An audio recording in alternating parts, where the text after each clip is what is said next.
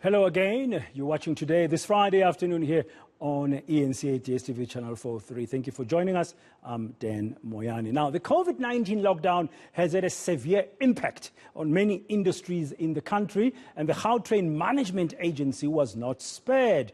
The work-from-home strategy has seen the agency's passengers' numbers drop significantly. But to speak about how much the company has been affected, let's talk to the CEO, William Dax. Mr. Dax, thank you very much for your time. Good afternoon and welcome. How bad has the situation been, in terms of the COVID-19 impact? Good afternoon, Dan. Obviously, it's had a significant impact. What you said was quite correct. But it's very important to note that this is not just a Gautrain phenomenon. We look around the world, every single public transport agency in the world has been impacted because, of course, public transport is about moving people en masse, putting them in close proximity to each other and moving them to and from work, school, etc., etc. And COVID is just not suitable, and the measures to deal with COVID just aren't suited to that. So the knock that we've taken in terms of patronage numbers being down is mirrored around the world. And what we are looking at is how we rebuild from this as we go forward. Yeah. Can you give a sense to our viewers about your ridership numbers? What would have been the normal pre-COVID and where are they sitting at today? Yeah, so pre-COVID, we were between 55,000 and 60,000 passengers per day, depending on obviously which day of the week it was. And we've now, the highest that we've had in COVID was just over 20,000. So that gives you a sense, somewhere around 25 to 30% of the numbers that we were carrying beforehand. But then, we still carried over 7 million passengers in COVID. With all the measures that we've put in, we're very proud that we've carried them safely. We've looked after our assets. We've looked after our passengers. We've put in all the COVID protocols. So this isn't just a bad news story about, Gautrain being hit by COVID. It's about how public transport needs to rebound from this and reclaim its correct place in a post-COVID world. Yeah, but we were so proud. And I'm speaking the collective we as a country here when Gautrain, which was it's a world-class express commuter train, was announced in 2000, and of course ahead of the 2010 FIFA World Cup. And providing fast, clean, and efficient kind of a train service for commuters who can afford between various stations, including the OR Tambo International Airport. So I guess the focus would be wondering, even the recent travel bans, how hard they've hit you, because your performance as well is important for the country's economy, especially being in the economic hub of South Africa, Gauteng. Absolutely, and please still be proud. Even in this COVID period, we've continued maintaining the way that we run the system in terms of our impact on the spatial form of the province. We're still seeing developments around Gautrain stations. We still invest an enormous amount of money in the system itself. We've created jobs. A small figure for you, and I know that we're going to talk about the finances in a moment, but in the last year, Gautrain has invested over R1 billion in South African goods and services at a time when the economy desperately needs it. So I think it's very important to note that Gautrain really has embedded itself in Gauteng, in the economy, in the spatial layout. And as I say, we view COVID as a very serious but relatively short-term impact.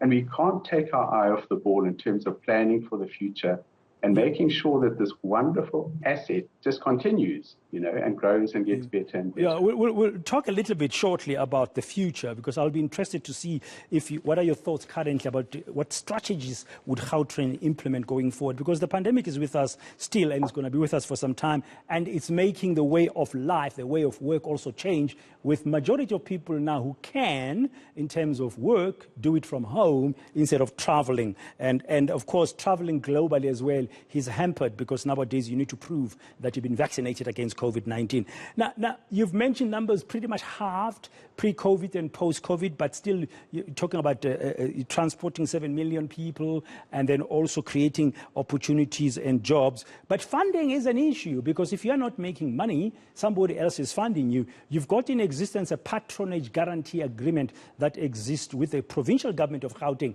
How much money have they put in into the Gautrain, into the agency, to make sure that you actually sustain yourselves? And so I need to explain the concept of the patronage guarantee. We signed a public-private partnership agreement with a private sector consortium called Bombella, who went out and built the Gautrain system and operate it. Now, when we signed that agreement, we put in place the so-called patronage guarantee to make sure that the project was bankable. Otherwise, no one would have invested in this. But as we stand at the moment, that patronage guarantee does not subsidize the losses of Bombella Concession Company. What does it do? What does it do for you? Yeah, what does it do for you? So what it does in essence is it covers the capital costs. In other words, the cost of building the system. We have to repay Bombella for that investment, and I think that's fair. And it covers the cost of maintaining the system and the operating excellence. So it's very unfair to be saying, man, because of COVID-19, we're suddenly subsidizing Bombella. I think that's simply not true. We have in place a risk-sharing mechanism.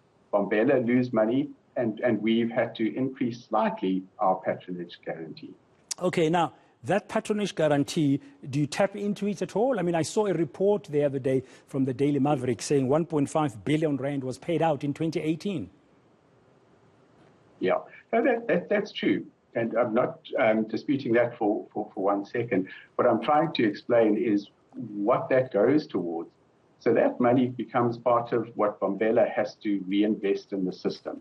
So to the extent that the revenue which comes from passengers, and we've been very careful to try and keep the Gautrain as affordable as possible, goes to Bombella, and they then, to the extent that they're at risk, they put in money as well. And then the contract requires that then gets reinvested in the system. As I said, in the security, the maintenance, the buying of new assets to refurbish it, and really keeping Gautrain as a world-class system. Okay, and in terms of debt, you've mentioned maintenance, operation. Of course, ticket sales are not as high as they were before. You've explained why. I understand the rationale for the patronage guarantee agreement, so that you could have had investors coming in. But we shouldn't expect the taxpayers to be footing the performance of Gautrain agency going forward. Or is that an unfair statement to make? Dan, I think it is an unfair statement. I think the point which we need to make, and the reason for our existence, is to make sure that the taxpayers get value for money. In other words, that to the extent that monies are paid over to Bombella, that they go for the right reason. And the numbers speak for themselves. If you have a look at the economic impact which you've had, the jobs which have been created, the money which flows through to SMMEs, Black-owned businesses, South African goods and material, the value for money has been there and will continue to be there. You simply need to go and take a walk around Sandton, for example, or Rosebank or Braamfontein around Park Station, and see the developments which have sprung up. And I think that then talks to, well, shouldn't Gautrain actually be growing and expanding and spreading that economic impact even wider? We'll talk about your plans, but one of your critics is the AA, the Automobile Association, and I've just been joined by Leighton Beard. I hope you can hear us from the AA. He speaks on their behalf. Leighton, if you can hear me, I've seen a report where the AA is pretty much unhappy, if I can use that word broadly, where you feel that Bombella is being compensated for subpar ridership levels of their trains because of this patronage guarantee. But Mr. Dax has just explained that without such a guarantee, there will be no Gautrain. Oh, that's a very interesting statement that Mr. Dax has made. I think if you No, look it's, at it's, page it's so, 29 sorry, of Leighton, it's me. Yeah, I'm paraphrasing what Yeah. he basically said, because at the beginning of the journey, Yeah. the government needed to get some guarantees in order for the investors to come in. Yes, and I think the explanation that Mr. Dax gave was that this is for a capital expenditure. Yet, if you look at page 29 of the Gautrain Management Agency annual report, in terms of the performance information of the Gautrain, the first point that is noted there is we have to increase the ridership of the Gautrain system so as to minimize the patronage guarantee. So it's very clear that the patronage guarantee is very closely linked to the ridership levels of the Gautrain system. And over the past 2 years, 4 billion rand has been paid by Gauteng taxpayers to the Gautrain system. That's 25% per annum of the Gauteng transport budget, which is a huge amount of money. Yes, but that doesn't go against my point that it's actually a capital investment, Leighton. You're misunderstanding that statement completely. Okay, sorry, Mr. Dax. He was just. I just wanted. If ridership goes up, the patronage guarantee does decrease. That's simple mathematics. What I'm trying to explain is what the patronage guarantee is used for. So basically, if I could summarize it, the passengers who traveled on Gautrain right up until pre-COVID levels paid for the operating costs. They paid their way, and that's the essence of the pricing structure. Where government came to the party was covering those capital costs. That's my point. I'm not disputing the amounts that have been paid. What I'm disputing is what that money is used for. So are you saying that, therefore, Mr. Dax, that for the foreseeable future, the Gautrain taxpayer should be expected to foot part of the bill to keep Gautrain going? I mean, it's not everybody can afford to ride on the Gautrain. The ticket sales, you said, are as competitive as possible, but not everybody can afford them. The majority of people who live and work in Gauteng have not been on the train. Yeah. Mm-hmm. And it's an absolutely valid point. One of the commitments that I've made as CEO is that as we head towards the end of this concession, we are going to relook at our fare structure. And I think that some of the technology advantages that we have these days is that we can offer lower fares to people who really need it. We're starting next year. We're heavily discounting fares for students who need to get to universities as they open. It'll be a pilot. If we can then offer similarly discounted fares to people who need it, we will do so. Leighton, how would you respond to that promise? Well, I'd like to respond, first of all, by not being interrupted by Mr. Dax when I do respond. The first thing that I would say is that it's quite clear that an amount of money is being paid by Gauteng taxpayers to prop up the Gautrain. And from our point of view, that is unfair and, quite frankly, disgraceful. To the tune of 2 billion Sorry, he has not denied. Sorry, Leighton. Mr. Dax has not denied that monies are being paid through in terms of that. But why does AA find it to be disgraceful? Well, first of all, it doesn't cater for the majority of people in the province. As you noted when you asked the last question, Dan, the vast majority of people in the province are not going to be able to afford to use the Gautrain, which is essentially an elite system. That system caters for a specific segment of the population and doesn't cater for the vast majority of people that need transport. And in our view, any money that is spent on making people mobile in the province needs to look at the majority of people in the province, not just an elite few who already, by the way, have cars. You will see that the Gautrain has very many parking spaces at its stations, and that's an indication that motor vehicle ownership is incredibly high. In fact, they include the cost of parking in their tickets. So people who already have vehicles are now being given an opportunity to ride on a high-speed, very professional train, whereas the vast majority of people in the province don't have access to that at all, and they don't have access to any proper transport impact. So our point of view is that more attention needs to be given, and the money that is spent on the Gautrain and given to Bombela annually, 12 billion over the last 10 years, needs to be allocated differently to people who genuinely need to be mobile, not people who already have vehicles and are given the luxury of using the Gautrain. So you don't think it would be enough to reduce the ticket price when the concession comes to an end and widen the passenger base? Well, we'd first like to know when the concession period does come to an end and by how much those prices are going to reduce. We've seen ridership levels decrease steadily over the last couple of years, and it's inconceivable, at least to us, that those ridership levels are going to increase. The Transport MEC, Mr. Jacob Mamabolo, says that Gautrain in 2021 reached its targets. We'd like to know exactly what those targets were, because certainly they weren't ridership targets. Were they targets in terms of, clean audits? Well, I mean, that's praising a fish for swimming. We need to see how people of the province, in terms of mobility, are benefited from a system that doesn't only cater for a small minority. And by the way, can I just add, and this is something that also, gets our craw, is when you look at the annual reports of the Gautrain Management Agency, you see very quickly that, for instance, performance bonuses in 2020 were 8.6 million rand for the executive, and in 2021 were 4 million rand. Now, you have to question those figures in a time when many, many companies have suffered financial losses, have had to lay people off, and in the context of 4 billion rand being spent on a patronage guarantee. That, Dan, is why we think this is disgraceful. Well, there you have it, Mr. Dux, AA explaining its position, which we are discussing now. How would you respond to some of those points that Leighton is making? Do you think you and your team deserve to be rewarded in terms of bonuses when the performance-wise you have gone down? But if you've met the targets, as the Minister MEC Mamabolo has said, according to Leighton, what were those targets? Dan, I mean, we have as an organization, we have a whole range of key performance indicators.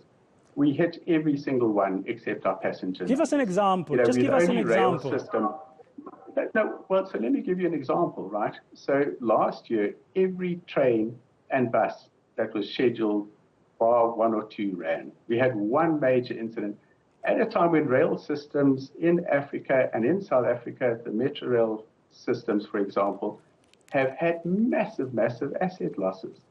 It took an enormous amount of work. But really, I mean, I don't want to sit here and defend, the way that we structure our remuneration policy. I'm sure the vast majority of private sector companies have very similar types of initiatives. I'd be much more interested in debating the future, and hearing how we need to move millions of people every morning safely and efficiently to and from work. I think that's the debate, and how to do that most effectively and efficiently.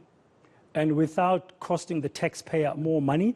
You've mentioned the plans, including bringing down the ticket price in the near future when those concessions end. When is that likely to happen, Mr. Dax? Yes, so the concession comes to an end in March 2026. It was a 19-and-a-half-year concession. It built the Gautrain system. There was nothing before then. It's what we call the classic Greenfields project. So it's been a relatively short-term concession. I could make it akin to someone building a house from scratch, raising the capital, building it, maintaining it perfectly, and paying it off.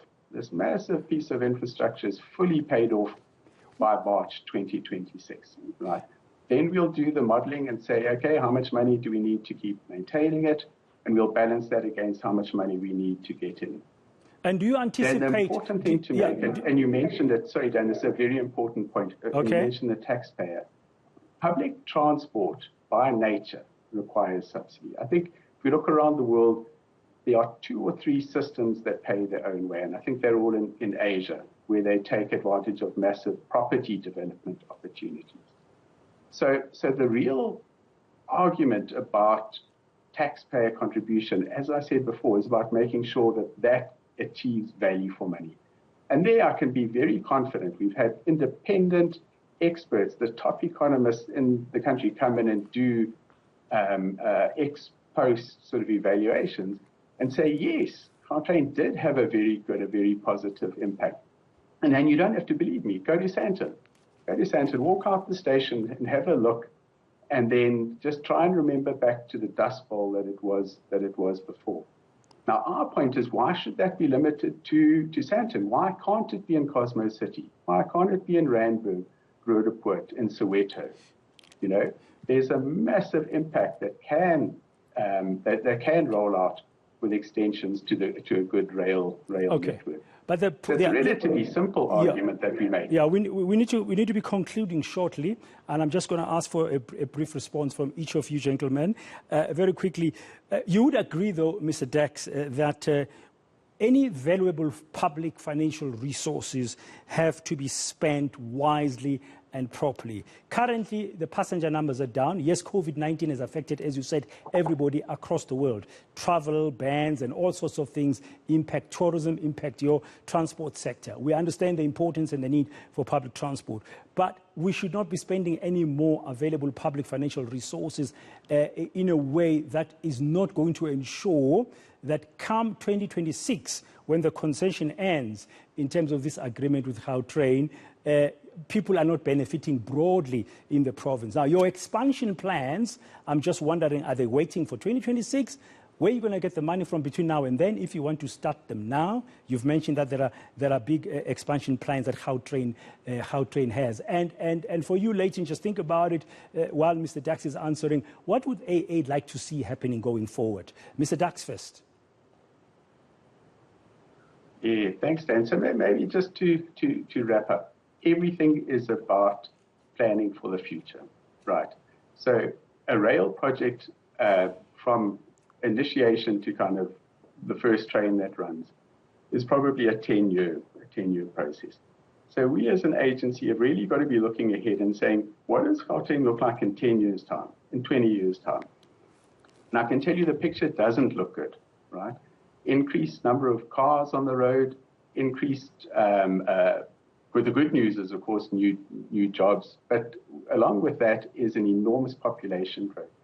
So we say we're heading for a congestion crisis. If we try and move people on the road over the next 10, 15 years, we're going to end up like cities around the world. Let me not point to them. I think we're all familiar with cities that haven't invested in good public transport systems, haven't invested in rail. So we're trying to portray an alternative future where the system, the public transport system is invested in, yes, by the taxpayer, supported by private sector investment, giving efficient, safe public transport movements for citizens. And it's as simple as that. And that's our mandate in terms of planning for the future. Okay. Leighton? Yeah, my closing remarks, Dan. First of all, COVID-19 certainly had an impact on ridership levels of the Gautrain, but they were already decreased in 2019. So to wholly blame COVID, I think, is disingenuous. Also, I'm very interested that Mr. Dax has quite neatly glossed over this issue of remuneration, which I think is a very important issue. And it isn't a private company. It may be going to a private company, but it is funded by the taxpayers of Gautrain. What we'd like to see going forward, obviously, is a lot more investment in public transport in the form of buses and in the form of improving PRASA. We also think that rail is a good way forward, but certainly not the Gautrain, which is not public transport. It's public transport for the elite few, and that is not public transport. That is public transport for a designated group. Public transport, in our view, is transport that caters for the vast majority of people in a province, not just those who already have vehicles and can afford to ride in a very expensive system such as Gautrain. Leighton Beard from the AA, thank you very much, as well as the CEO of the Gautrain Management Agency, William Dax.